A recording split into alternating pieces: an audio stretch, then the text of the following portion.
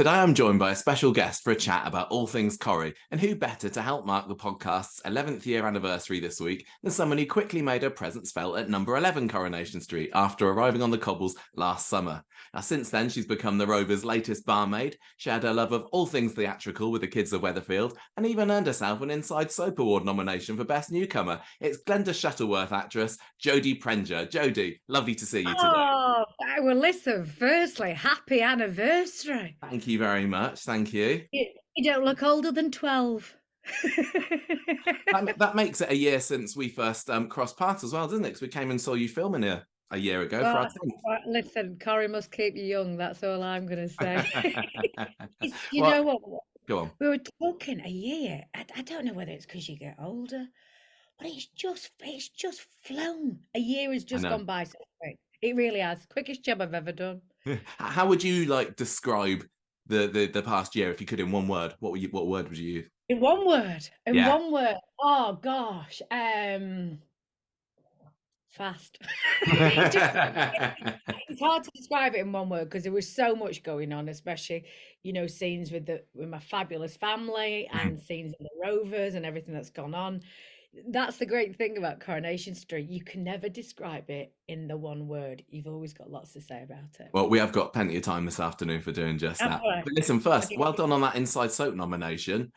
Yeah, newcomer. No, I'm older than the 50p pence down the back of your sofa. Well, didn't Maureen Lipman won Newcomer a few years ago when she first joined Corrie? Did she? Did she? Yeah. It's a very bizarre thing, isn't it? Because hey, listen, I'm going to grasp anyone calling me a newcomer, so I'll enjoy it for what it is. Thank you. Now, am I right in thinking that you grew up in a bit of a Corrie-loving household? What did it tell? I was warned before this that there may be canine intervention, so that's all right. We're animal lovers here. So say that. Yes, I did. I grew up, and I know I go on about this, and they always go, "Oh, here she goes with the stories again." But my great uncle Tommy Quinn used to have a shop in Manchester. Oh yeah. And he deliver all Pat Phoenix's groceries, and they were all kind of well known and what have you. So anyway, so my nan, who she looked so much like Elsie Tanner, just the way she dressed, and she was always Here she is. I even got her right next to. Oh, do you know what? I love her. It's beautiful. But whenever I see her, it reminds me of my nan. I'm not going to lie. Yeah. It's always that kind of staunch kind of Corrieite in our family, that my Auntie Olga and my Auntie Aideen. So yeah, it's been in my blood. So how did you feel when you found out that you got a part? I had the most embarrassing, mind you, my life's full of them. I was so embarrassed. I was shopping at IKEA with my mum. Yeah. And she went back in to get me some vegetarian meatballs to take home. I'm not going to lie to you. And I was stood outside clutching a cactus and a couple of candles, and my agent phoned, and she told me the news, and I just screamed. And then all the people around me didn't know what was going on, and I was like, "Oh God!" And then you couldn't really say anything.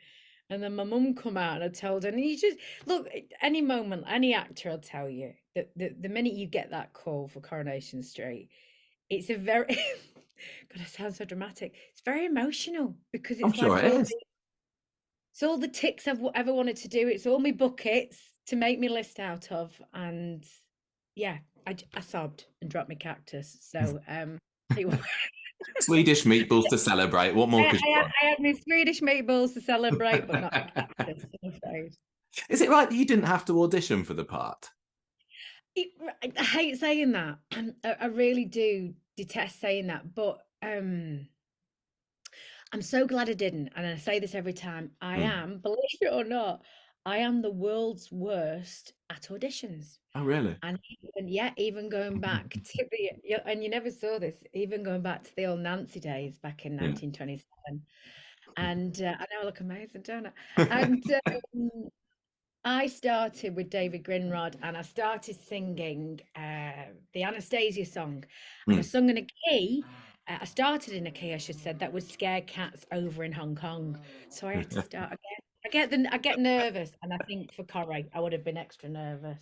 my So dog was the passed away. part created just for Glenda, for you? So the part of I Glenda don't created just know. for you? I don't really know. I don't know. I don't really know. Um, I don't know, and I don't want to ask because it's Yeah. that thing of I don't want the kind of the my dogs in the back. Well behaved, aren't they? That's what you get. You can tell your rescues off the streets. And yeah, I don't want to ask because it's that thing of I almost don't want to know. I'm just happy that I'm there. Yeah, yeah. Well, what did you think about coming in as the sister of George, an already established character? Of course, daughter of a proper Corrie legend, Archie Shuttleworth as well. Did you, big shoes to fill there? Little did I know. One time, look, let me just throw some chew sticks around because he followed. Do your cats follow you everywhere in the Oh yeah, house? yeah. Every weekend when we sit down to do a podcast, she'll find us in here. She knows she's on our lap all the time. I've just got the door closed to her today, though. I mean, stuff for another autobiography. I'm going to write how to build an ark the way I'm going. No, yeah, Archie Shuttleworth. We did an interview at BBC, and we crossed paths, Oh but we yeah. never got to meet. It was an interview on BBC Radio 2, and that was a great shame. But yeah, listen, Tony Maudsley. I mean, can we just talk about him? Yes. I'd had friends that had worked with him, and I'd heard stuff about him. All good, but I don't tell him that. And I met him, and he's the sort of fella that you just fall in love with. He's I bet. brilliant. All the family, all the number 11 family. Not just saying that. I'm very. You look out when you get put with a really good bunch like that, and we do have a laugh. We Mm. do. See, I hadn't watched Benidorm before Tony came into Corrie, but we've seen it since, and he's such a brilliant comic actor, isn't he? Say, I'm Oh, he's dying for brilliant. him to get another set of hot pants. At some point. Really, did you see they did a brilliant article? It was Alison's idea actually of a Laurel and Hardy Yes, I've in seen the that in the TV Times this week. and Gareth. I'm gonna try and get one of those pictures so I can get it framed. They Yeah, look amazing. They do. yeah, yeah. Well, it's brilliant. It must be fun for you to come into a comedy family. I think it suits They're your. funny. Yeah, I think so. I think it's. Oh, yeah, no, I'm only winding. Yeah, I'm only winding. Yeah. Oh, yeah. It's a. Oh God, I sound like one of those actors. It's a gift, isn't it? Mm, Because when you kind of on the green, as you call it, you have such a great rapport. And I always remember it's a very nerve-wracking thing going into those constitutions. And it mm, is a massive constitutions. And when you've got somebody there, like the number 11s who don't go against you, they nurture you. And yeah. and that was wonderful. That was Mm, wonderful. mm. Made me feel at ease. So, how was Glenda initially described to you? Was it that she was this larger than life, funny character? What did you get? Yeah, she was a cabaret singer, so she came off the ships, and Hmm. you got like a little backstory with it. And that was quite interesting because it was a lot Yeah. of kind of what you could draw on people you know. So the minute I got the character and knew what she was about, I did a lot of digging and story and all that stuff. Hmm. Hmm. And have you been able to develop the personality more yourself? Now you're in the role. I think there's a lot you feel far more at ease. But what scares me is there's quite a bit of Glenda already there. I didn't know she was just waiting to come out. Um, yeah, I just a lot of it I kind of is a I go on, but a lot of it is a nod to my nan. A Mm. lot of how Glenda gets up behind the bar and gets people going. I can see because both my nan and my mum were landladies in Oh, the really? hotels at Blackpool's. So I can see me. My nan couldn't sing a note in her head. Not a note. She used to mime Shirley Bassey and do all that. So there was a scene that we did where sorry, where Damien Roche wrote. I had to sing all the little excerpts from the song when I was trying to sing for Daisy's wedding. Hmm. And then the bit where I do a bit of Shirley when the manager walked in the joint, thank you. And that was me that was me nan. She used to do all that. That was lovely. It's great that your family are from Blackpool because that's like Corrie's second city, isn't it? Go and I'm, I- visit I'm from every few I'm years. from Hampshire, darling. I don't know anything about Blackpool. Oh, I'm in Hampshire right now, darling. I'm only joking. Yeah, Blackpool born and bred. Yeah. Yeah, Blackpool, there's Blackpool Irish, and my dad was Dutch and emigrated to Canada, and it's huge Oh, in Canada. wow. So I've got all my family out there in Canada watching it. What about I want to ask about Glenda's look. Was that something that you helped the behind the scenes people come up with, how you were going to appear on the screen with your It was, yeah, costume and your hair and I know, and everything. It's not au naturel. Let's put it that way, is it? She's not. She doesn't take 5 minutes to slap together. But we talked about it with Gillian Welsh, who's brilliant. She's head of makeup, and all the girls yeah. and boys. And we talked about it, and at the time, I think what did I just do? Taste of honey or something? I think I had, and I was blonde. I was blonde for the Oh yeah. longest time for jobs, just for jobs I'd done. So we talked about her either being really blonde and staying Hmm. blonde, or going darker with a bit of the old copper highlights. And I quite like the dark with the copper highlights. So It's that's what a good look. all right, isn't it? Oh, I'm washing it today for you, just for you. thanks. Right, listen, Merry Yeah, you Christmas. got so now you've got two redheads behind the bar at the Rovers. You've taken over. I know they're everywhere. They're everywhere. So what do you think makes a good soap barmaid? I think quite brass, quite the people that you have to work with, who come in, the punters. You Hmm. you have to kind of spin on a penny, as it were. But I just think it's a fun element, and I think that's the one thing I always grew up Corrie loving is on the darkest days they can still have a good laugh, Yeah. and I love that, and I Mm. do find that when you get people coming in, no matter what character is, into the Rovers, and they're having a bad day, and Glenda can say something like a little bit funny, and they can have a laugh and share a moment. So that for me is what I get to say. I get to say kind of the scripts that I grew up loving. So Mm. I'm extremely lucky in that Yeah. regard. Who are some of Corrie's great barmaids for you that you want to see Glenda maybe go down in the show's history alongside? Oh God, I can't. See, I can't, and I'm not going, oh, I'm so humble and stuff, but they're iconic. Do you know, your Julie Goodyears and stuff like that? And I did. Funny enough, I met her one time, and I was Yeah. so sad, really upset about the news. Yeah, I know. It's awful, isn't it? Really Mm, wrong. really is. And she was everything I wanted her to be, and she was that icon. So I never ever put myself in those positions. I just work as hard as I can and get on with it and hope someone likes it. And Yeah. if they don't, go for fish and chips and bugger off. Well, you're getting a lot of good reception so far from the viewers, from what I've seen, and we love It, you on the podcast. it's really, I see that. See that. I don't get. Look, I think it's lovely, but I get quite. I don't know whether that's kind of a British thing, or I can't take compliment. I'm not good at compliments. Are you? um, yeah, no, I know what you You're mean. like, yeah, I know what you you're mean. like, yeah, I love him. Get I a bit like, oh absolutely no. love him. But you kind of go, no, no, no, no, no. I just love it. I love what I do, and I'm so appreciative that people enjoy it. So thank you. And you got a really good team behind the bar at the Rovers at the moment, haven't you? With alongside Yeah, Glenda, you got Daisy, you got Sean, you Gemma, Jenny, who's one of my favourite characters on the show. And when we saw you filming together last summer, it seemed like you had a really good chemistry offset as yeah. well. Is that true? I listen.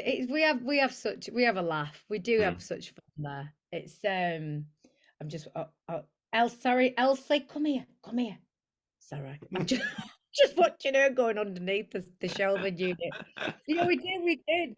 I love it when, again, I love it when there was a scene when we had when they were doing all the what do you call it? I think it was the first ever quiz, Yeah. and Dolly, who plays Gemma, Hmm. she did this. Where I go, I'll chuck you a jacket, and then it was again. It's a great thing of working together. And Mm. I say with Anthony Cotton, he's got loads of brilliant stories, and as people like laughing and stuff like that. So yeah, we do have a lot of fun. We really do. Mm. Yeah, yeah. Would you say that Glenda is happy staying a barmaid, or do you reckon that she might have ambitions to run her own pub at some point? Oh, I can't. They can't open a nightclub in Weatherfield. You Oh, reckon? listen. It's dangerous enough as it is. They can't be doing any of that to 3 a.m. They'll be pouring out the thing. Listen. It's just. I think the great thing with storylines there is you can either, some people go up and ask what's going to happen, so they Mm, kind of, they know what's going to go on.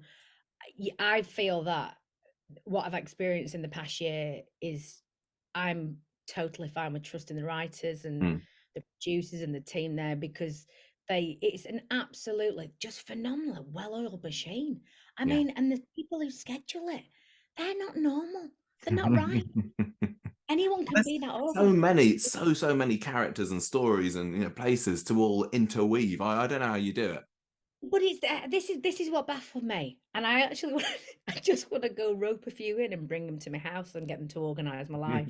I would it. love that. I didn't realise they operate three big units, and then look, you start in the security have to make sure everyone's in safe. You buzz in, then you've got your costume. They need to make sure it's for the right thing on the right day for the right person. The makeup has to be for the right thing and the right day and the right person.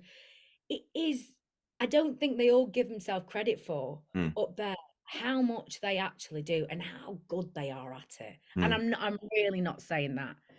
It, it's a lovely, it's a really good home to work, and there's some amazing people in there that deserve 20 gold medals and a trip to, the Bahamas. They're that good. yeah. So yeah, I say it still baffles me to this day how amazing and organized they are. Yeah, I Thank mean, God, because you've done so much TV before Coronation Street, but this is the first time, I guess, working on a soap environment. It really struck you as being that much different, did it? yeah, because I'd done TV before, and then you kind of only usually work on one, maximum two units, Mm, and they're all right and they're organized. But Coronation Street, I swear, literally, they should move number 10 Downing Street into Weatherfield, right? Get them to run it. We'd have the country sorted. 5 minutes. absolutely, No, absolutely. no, actually, give us a week. Give us a week, and then we'll One of the things as well about the soap is the number of characters there, and I guess as a barmaid you must come into contact with pretty much everyone, mustn't you? If it was me, I'd be like tallying off how many of the different characters I pulled a pint for. I know you do. I shouldn't say this. I did. I did keep the first pint glass I ever poured. Did you? Really sad. It's sad that, isn't it? Yeah. No. I've joined, I've joined the sad train. And I'm not getting off. I don't care. I'm really happy about it.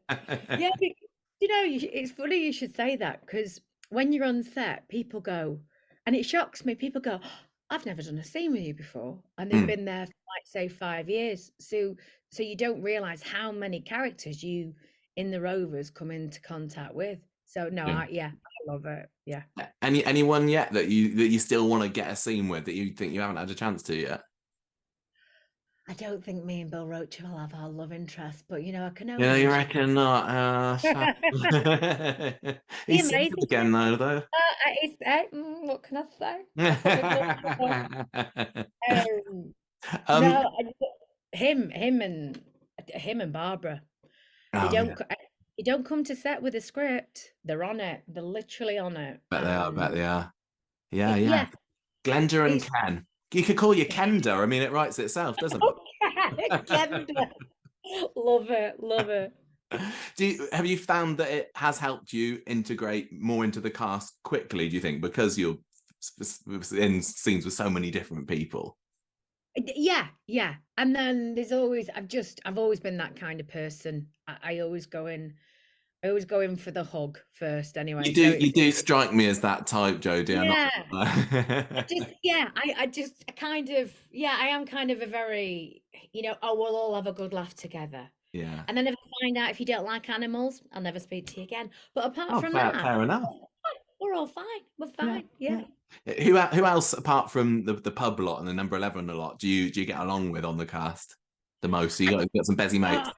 I, listen, we have such a laugh. Tina, Lisa, Sue, or Hazel Grove. I love that woman. She's so funny. Yeah. Rob, we have a good laugh. Which we just have fun. Mm, And mm, Sue Cleaver, she's just a lovely, supportive friend, and they're all such a good bunch. mm. The young ones as well. Well, yeah, you're not only you're pulling pints for the adults, and now you're teaching the young ones to sing. You're literally going through everyone, aren't you? I literally just, I'm like olive oil. I'll get somewhere. Just stick a bit of ciabatta next to me, and I'll make sure you'll be all right. No, you're fine. Is that little Big Shotz story been quite fun for you to do? You know, Yeah, to do you pin know? into your theatrical roots. Oh, they were as good as gold. They were as good as gold. The kids, and at the time we were filming, it was really quite hot. So yeah, so I went back to my theatrical roots of Oliver and Annie, and it's actually quite good working with kids and animals. I know people say don't do it, but maybe I'm just a glutton for punishment. Well, hey, They're look, great. I'm a primary school teacher, so I think I'd have to agree with you on the kids part. Oh, well, there you go. They're great, aren't they? And they're great when you see like a little shining light come Yeah. through, and it's lovely to nurture and talk about nurturing. She reminded me, Lucy Fallon. Yeah. Apparently, she used to teach her singing as a kid. Oh, really? Yeah, but she didn't look like Lucy Fallon. Of course, she No. didn't. She looked like a little girl. That's so She's a lovely, funny.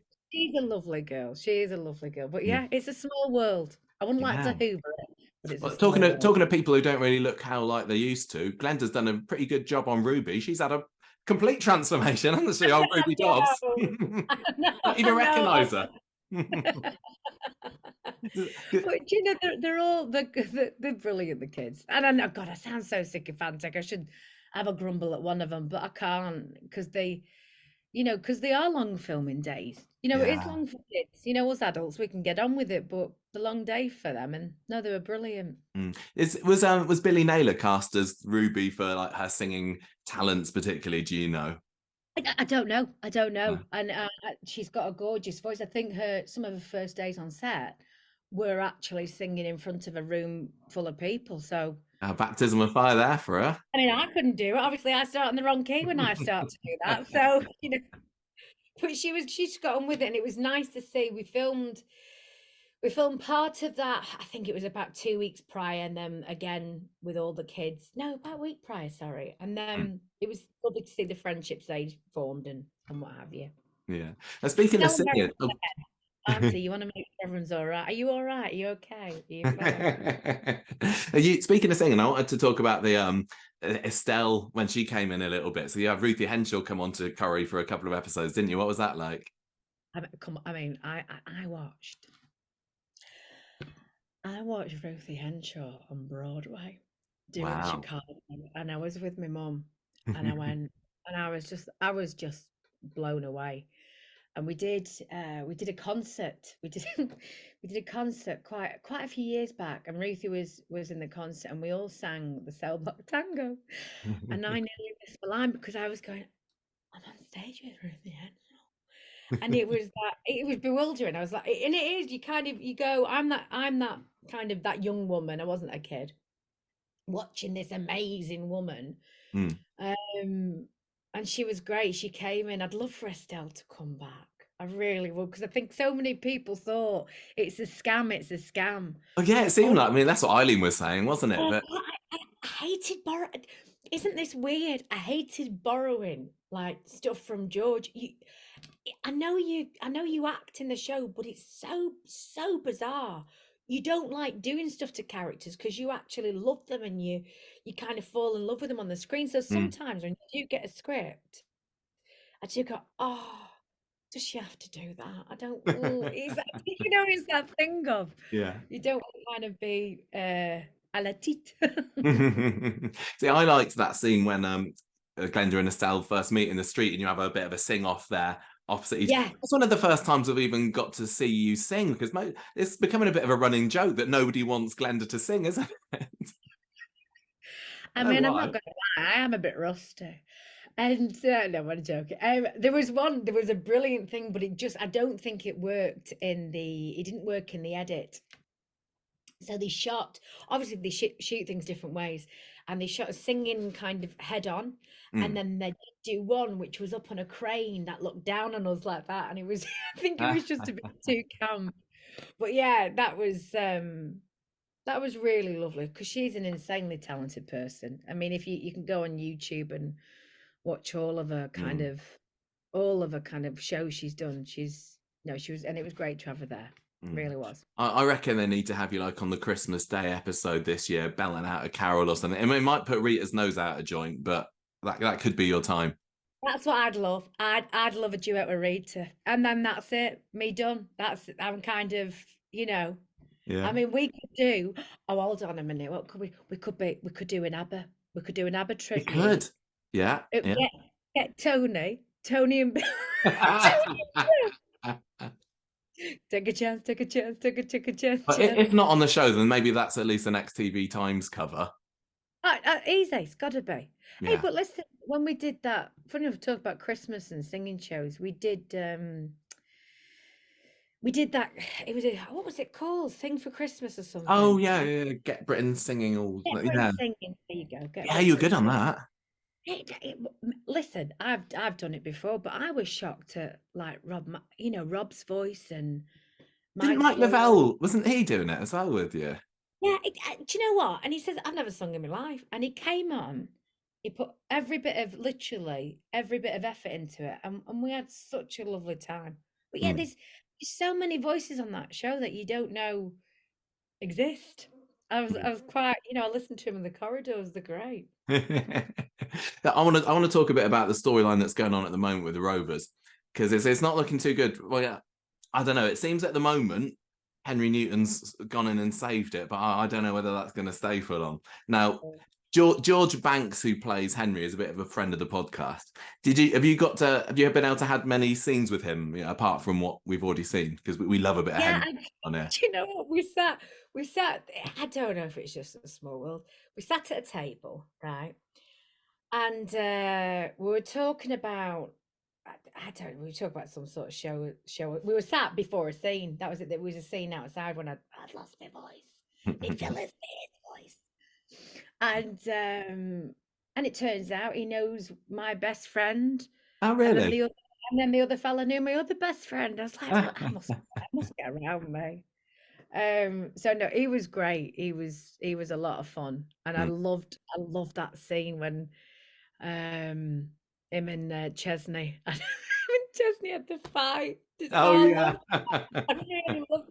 Oh, can we just talk about Gemma's wedding dress? You can, yeah, go for it. I mean, this T-shirt that I'm wearing today, inspired by it, clearly. Have you nipped a bit off the hem? Is that what you've done? Yeah. Clocked it. Yeah, that was an amazing dress for sure. Yeah, that was it. They've just really had in the year I've been there.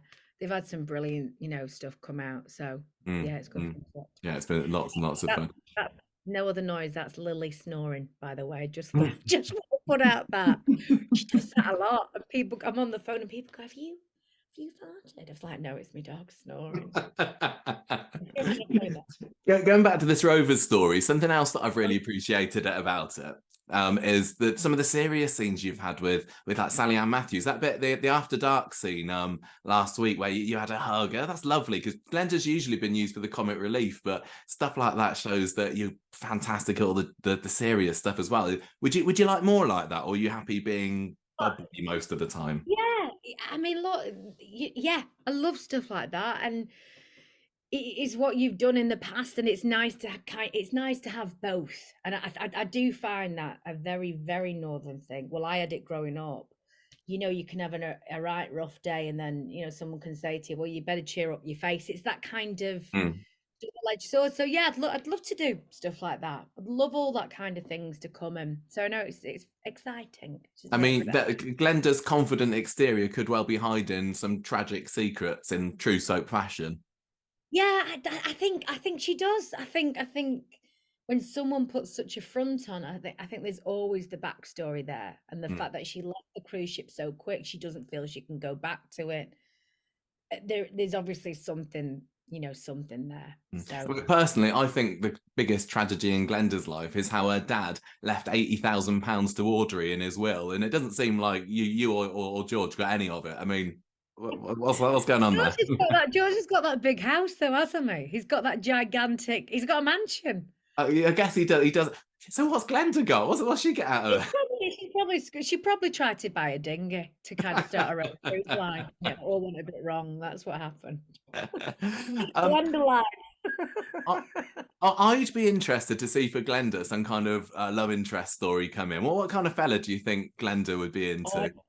Oh, at the Apart minute, from Ken, obviously.